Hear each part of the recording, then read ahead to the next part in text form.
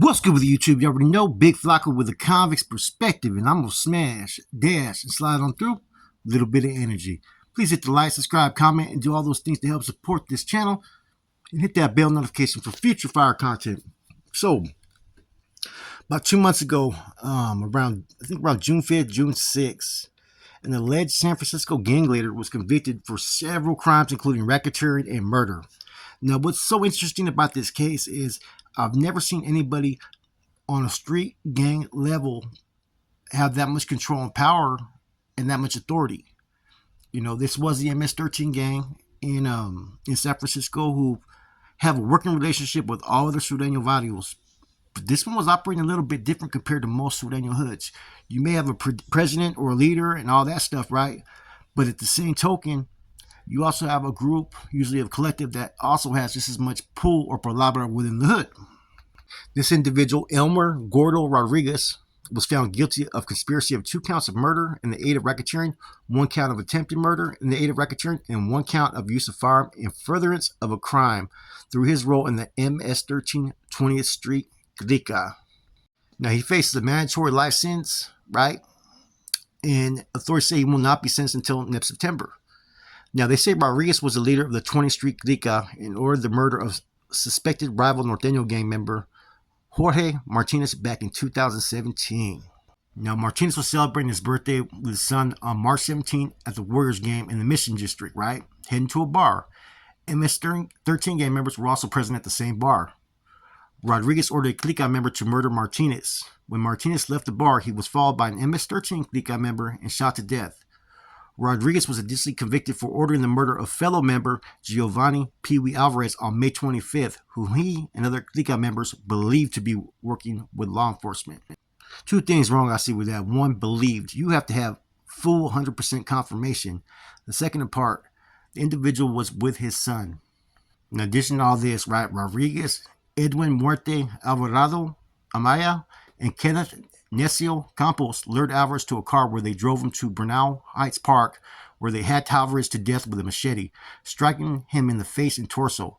Campos and Alvarado Amaya have since pleaded guilty and been sentenced for their roles. According to officials, they are serving 17 and 25 months respectively. Rodriguez was convicted on the other charges for extortion attempts in November in the Tenderloin District, and in previously unsolved homicides dating as far back as 2015. So this Vato Gordo, man, was, like I said, it shows that he had a leadership role. And these guys only got 17 to 25 months, man. And I don't know how they got their sentences so low if they were present when a murder took place and they partook in it, man. So, you know, you put 2 and 2 together with that. And the MS-13's tactics as far as how they committed this murder, man, was pretty much their MO, machetes. Now, I was kind of would anticipate that California would be a little bit more toned down and more, you know, Chicano based, basically, right?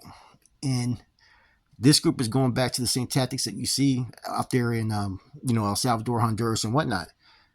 Now, I used to have a homeboy out there, right, from 18th Street, right, named Spike, before they went through the split.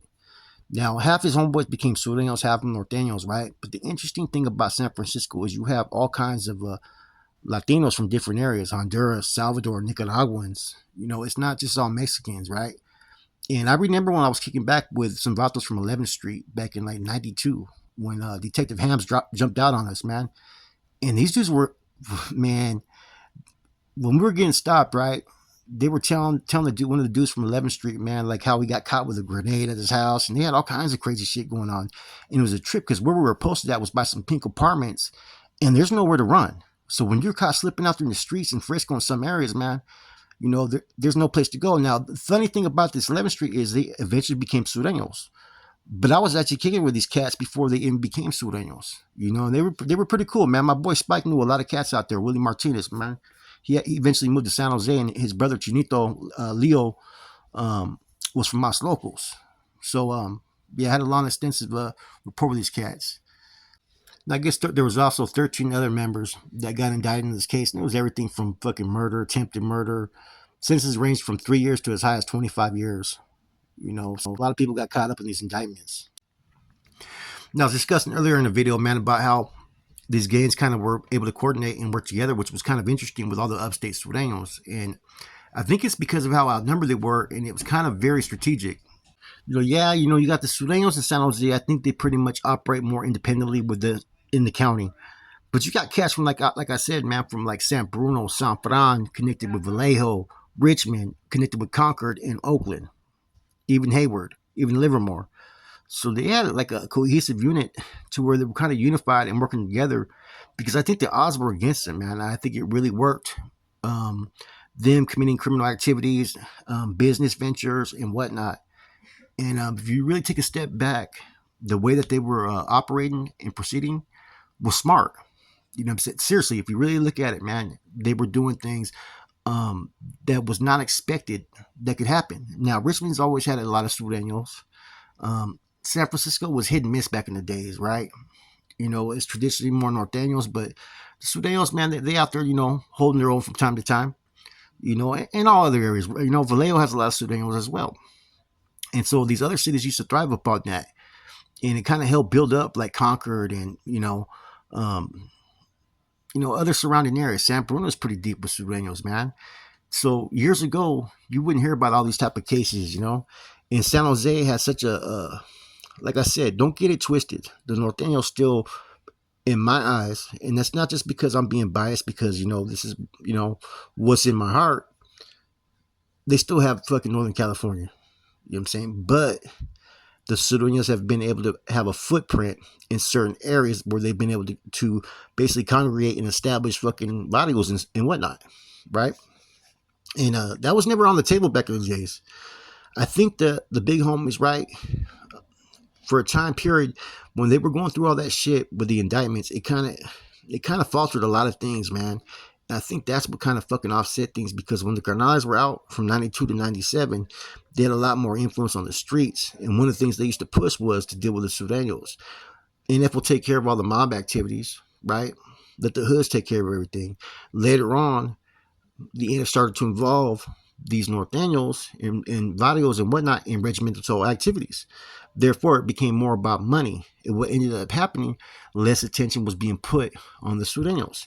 And then you had those that would get put in positions, right, in hoods that are working with a regiment, and they would basically try to safeguard themselves from putting in work, or people that they favoritized from out there fucking putting it down. Or, it's going to cause too much heat, this and that. So it became an excuse. So when you put money before fucking cleaning up your hoods, you see what happens. And like I said, that like when I was out there game banging, that was our main priority. We weren't even worried about money, man. You know what I'm saying? Every once in a while, we go do a lick. There's always that homeboy that was selling dope, but nowadays everybody's trying to work with the regiment, as opposed to back then. Everybody was just trying to gang bang, pull females, go cruise on their line fly, Santa Clara Street, King and Story. You know what I mean? Getting some fights here and there, maybe a shootout or stabbing, and pull some females. Like I said, go home. And that's what life was about in those times. It wasn't so much pressure that you had to, report this to this homeboy and had to generate this much money for the hood. And, you're always going to have those guys that are worried about their image. And those are the ones that the NF is going to seek out first, because they're going to do what's expected of them. They're going to be that basically the puppet that they want. The dude where they can pull the strings and have them basically coordinate all activities to where the NF has to do less activities. And that's just how it's always been. I mean, I used to operate like that as well, and less attention is being put on what the Sureños are doing, because everybody's more focused about money and more focused about what the other homeboys doing. And therefore, we had the creation of all these hoods. Now, traditionally, like I said, I like the video that Gucci did about some of the Sanho videos. And yeah, they've been in Sanho, I think, since about 82 to 85. Now, they've been there even further far back. But see, back then the Sureño term was only used when you weren't in prison. You know what I'm saying? But the first real like Sud, like Vario Sombras Locos, I believe, which was probably the first hood at that time. And I think they came around 83 or 84, 83 to 85. And then VST, and then other hoods started to come out and in certain areas and whatnot. And if you always noticed, where the Samoans were at, were also where all the Sureño hoods were at too. And so there was a little conflict with them as well. So everybody used to pretty much fucking be able to blend in at that time, And I don't know how it was in Richmond, but I was out there in Richmond around like 93 when I was with Spike and my homeboy Lubick and his brother Roman. And they had family out there. And UC Trece was already written out there. You know, so just certain pockets you would see it, and like I said, anybody that's from San Jose knows what I'm talking about when I say this. When you went into a Sureño neighborhood back in the days, the Sureños had to have that shit on lock. They had to be out there because they really didn't go anywhere else. See, McLaughlin, King Road, there were certain pockets to where people, homeboys used to drive through on the outskirts or even inside there, right? Trying to catch Sureños slipping, driving, walking to the store. And that's when shit would kick off because they had to go somewhere. You know what I'm saying? Somewhere to get their food, their beer, and whatnot. And this is where all shit used to go down. And that was how the fucking trick of game banging. You know, there was a time period when we were doing drive-by shootings out there and we were yelling out Sureño Varios and shooting at other Varios. Pokeway was going at it for fucking VLT. You know what I'm saying? I was with some other homeboys from Sound one time. We were fucking bucking at some cats and we were yelling out a fucking rival hood. They got my homeboy at the DMV, right? Wearing all red, pulled up and told my homeboy, Lil Joker, Puro Norte que no. And my homeboy said, Simon, they got the car, beat the shit out of him, and fucking hit him with a fucking car jack. So the Sureños had to employ certain tactics at that time to fucking be able to establish these hoods. You know, like where Gucci's from, man, they were fucking that was a war zone, man. And I used to live on Mastic and, you know, Goodyear and all that. So I remember those days, man. Fucking getting jumped by dudes I don't even know, going to Taco Bell and being surrounded by a bunch of them and having to get off. And, you know, it gets scary as a kid. You know, I'm not going to lie, but, you know, that's when you learn how to fucking gangbang. You know, you learn to be strategic and, you know what I'm saying, how in certain areas you got to be smart about it, man. And when I see like these indictments and how active these Sureños are, it just shocks me a little bit. You know, not that they weren't active back then, but not as much. Because I've gone to certain areas where I go into like, you know, Santa Rosa or Vallejo and, you know, Pittsburgh, and I've ran into Sureños. You know what I'm saying? And I've had conversations with them, and I just tripped out how far they've come. You know what I'm saying? Whereas years before, you would have never thought about them getting indicted through Rico acts or indicted with connections to the, you know, the big homies down south. I never thought you'd have in medals that were homegrown fucking Sureños, right, from my era that would actually become in medals, you know. But you have that, you know.